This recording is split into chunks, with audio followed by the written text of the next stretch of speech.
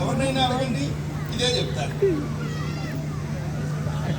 ఎందుకే పార్వతి అని అడిగాడు ఆయన. ఎదురుగా మనం ఉన్నప్పటికీ గృహస్థాశ్రమ ధర్మానికి సంప్రదించవలసినటువంటి మాట కాబట్టి వాళ్ళిద్దరూ దూరంగా వెళ్ళి మాట్లాడుకుంటున్నారు. మీరు ఉన్నారు ఎందుకు, నా అనంత కొడుకు ఒకడేనా అంతే ఉరుక అంటున్నాడు ఆయన.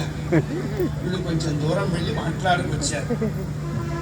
ఉల్కంఠుడు పరమేశ్వరుడు వైపు చూశాడు.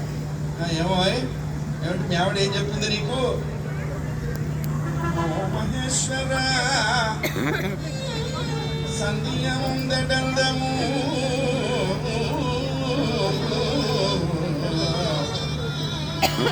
అయిన కానిండు గుణహీనుడై చిరాయు అయిన పుత్రుని కల్లా